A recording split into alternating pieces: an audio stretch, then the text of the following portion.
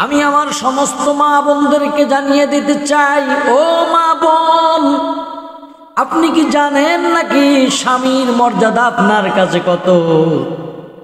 আল্লাহ পাকের নবী বলেছেন, যদি মানুষ হয়ে কখনো মানুষকে সেজদা দেওয়া জায়েজ থাকতো, আমি পৃথিবীর সমস্ত নারীদেরকে বলে দিতাম তারা যেন তাদের স্বামীর পায়ে সেজদা করে।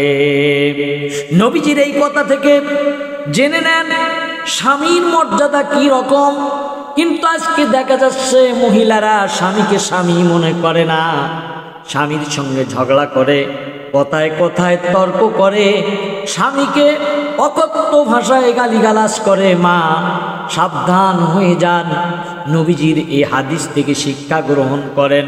কীরকম মর্যাদা হতে পারলে, কীরকম মর্যাদা স্বামীর হতে হলে আল্লাহকে সেজদা দেওয়ার পরে আল্লাহর নবী কাউকে যদি সেজদা দেওয়ার অনুমতি বা পারমিশন পেতেন, তাহলে সমস্ত নারীদেরকে স্বামীদেরকে সেজদা দেওয়ার জন্য আল্লাহর সবগুলো জান্নাতের দরজা খোলা।